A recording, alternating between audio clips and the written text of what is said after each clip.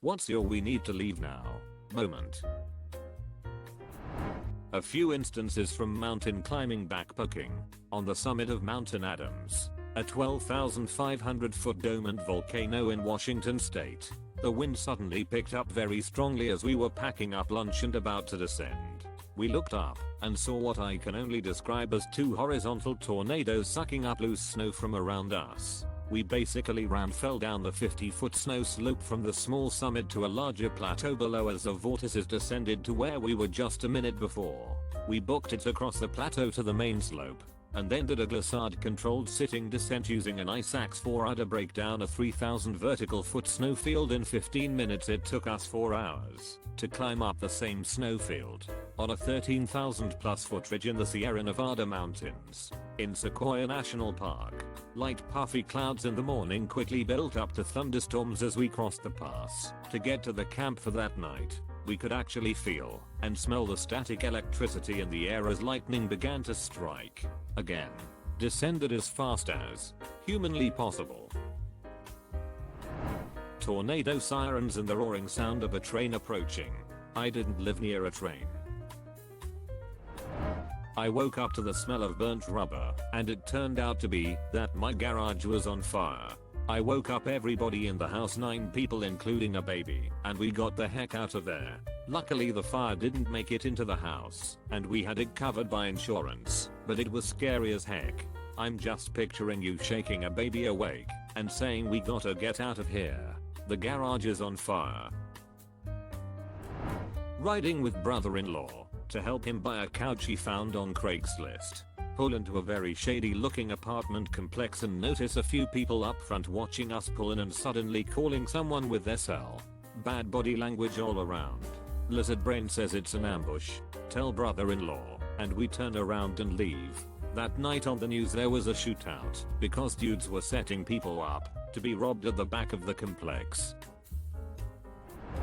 I went to college in downtown Chicago and took the L tracks home after an evening class. It wasn't too late, maybe like 8 p. This one time there were only a few other people in the train car I was in, and so everyone was spread out. At one of the stops this shady looking guy gets on, and even though there were plenty of empty rows where he could sit alone, he goes and sits next to a woman. Not 2 seconds later, that woman gets up and immediately goes to another car. This same guy then gets up from the seat, turns around towards where I'm sitting. Mind you, like the woman, I was sitting near the window and had my backpack on the seat next to me. He sits down on my backpack without saying a word. Shocked, I yank my bag from under him, and that's when I see that he has this weird silver finger cover thing over his entire pointer finger. This ornament finger thing looked heavy, and it had intricate carved dragons all over it, except at the end, where a nail would be, there was like a long claw-like dagger. I look at this guy, and he is just staring straight ahead. Didn't even flinch with me pulling my backpack, plus he reeked of alcohol. I then noticed this other guy who was seated across from us and was staring right at me mouthing "get up now." So that's what I did. I used my backpack to kind of buffer me from him and pushed myself out of the aisle as the train was approaching the last stop. I left that car and had so much adrenaline pulsing that I kept going through other train cars to get as much distance as I could until the train came to a stop, and I ran the duck over there and down the stairs where I alerted a CTA employee about him. It was really scary, and after that my boyfriend got me a taser and pepper spray that I would literally hold in my hands so that everyone could see when I rode the trains at that hour. I was in Camden, NJ, 1991, hanging with some people I was familiar with, and my friend T and I were just talking, hanging out on the block while the older kids were selling to passing cars. For a couple weeks I had been trying to convince her to stop hanging on these couple blocks. There was too much turf shit in Camden. Always someone or other rolling through slow or staring from the end of the block. Gang shit. Anyway, one evening I see this car go by 3 times. I knew that was it. I could feel it in my gut. I saw them turn in again and then start to go a little faster. Grab it and got low behind a burned out car and made myself the smallest target. 3 dealers died that night. I'm pretty sure 1 or 2 of the guys in the car died too.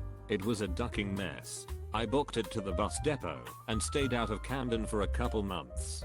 T was fine that night, but died a couple months later in other gang shit. Ducking gang shit. Went off-roading with a friend in an area he'd gone to the week before. First we explored the stuff he'd already done, but decided to finish off by exploring some new areas. We get to the top of this crest and enjoy the view for a second before both looking down and seeing about 10 cars in a ravine. We were both ready to note the duck out to that.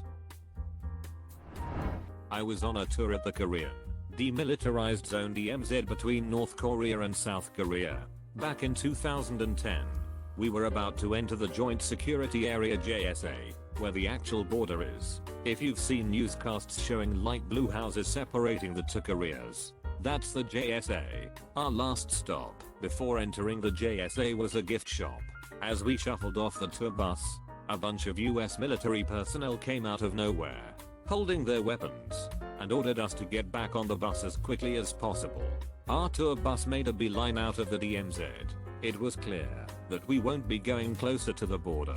After a brief stop at another point of interest in a safer area, our tour bus hightailed it back to Seoul. We left so quickly that we still had our UN-issued visitor badges with us. We returned them to the tour guide, who exchanged them for our waiver forms. They were never submitted to the US military because of what happened. I still have that form today. It basically says we're not responsible if you get shot by the North Koreans or the Chinese People's Liberation Army. It hadn't been updated for a while. So, what happened? 2 months before our tour, there was a South Korean naval ship that was mysteriously torpedoed. South Korea wanted to blame North Korea, who denied involvement, so an investigation was launched. On the day of our tour, South Korea called a press conference to formally accuse North Korea of the sinking. Nobody seemed to know that was going to happen. That press conference happened at the same time that we were at the DMZ, so we were immediately ordered away. To avoid possible retaliation by the North Koreans, a tour group would be easy pickings. I don't know what the odds are for something like this, but I will forever have that story to tell, and can claim to have been ordered off a military base by soldiers near North Korea. Me and a girlfriend were making out in my car somewhere in downtown. Some empty parking lot at night. I happened to look out the window and see a guy walking up to us in the dark from a distance. I decided not to wait around. As soon as I started the car, he started running towards us. I took off as fast as I could. Did he have a hook for a hand? Was in a bar on the rooftop deck. Some dudes started getting rowdy near the entrance to the deck.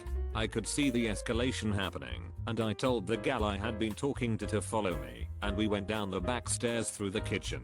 2 things happened that night. First, one of the guys got stabbed in the head, like through the top of his skull. Super glad I got out of there when I did. Second, I got laid that night. She thought it was super cool to escape through the kitchen. Was in Paris November 2015 on vacation. My girlfriend and I were in a small pub having a drink before heading back to the hotel. Most of the pub was watching the soccer game, and we weren't really paying attention. All of a sudden we noticed the whole pub went quiet, and we saw the news on the TV about the terror attacks. The bartender could speak English and said to us, "Are you tourists? You need to get back to your hotel now." We thankfully were close enough to run back, and we basically hid there with the blinds closed and lights off watching it happen on TV. Terrified because we had no idea how far the attacks were going to spread. The scariest part is that I had briefly considered getting tickets to the EODM concert that night. Had we gone, who knows what could have happened. As a kid, the torch from the Beijing Olympics was being run through an area near where we lived. We went to a viewing spot where they were holding a barbecue, so there were a lot of people gathered there. Now it's important to remember that China was under a lot of scrutiny for human rights abuse. As such, there were a number of pro-China supporters who had brought flags and such to the viewing. The whole thing had a bit of a tense atmosphere, but so far nothing bad happened. Then, shortly before the torch was due to arrive, a busload of anti-China demonstrators rocked up. They started silently walking out holding signs condemning the abuse, and the pro-China crowd absolutely lost it. There was a barricade separating the two groups, and we were between the barricade and the pro-China crowd. I distinctly remember a group of them running towards the barricade throwing water bottles and such, oblivious to the fact that they were about to trample a kid. My folks and I ran and left the area, watching the torch in a less crowded spot down the road. Driving a friend home after a group dinner at Buffalo Wild Wings. We pull into friend's apartment, and I notice a car following us. They pull in the apartment and park beside us. We sit a couple of minutes just talking, when I realize the guy in the next car, who is alone, still hasn't got out. I told my friend something didn't feel right.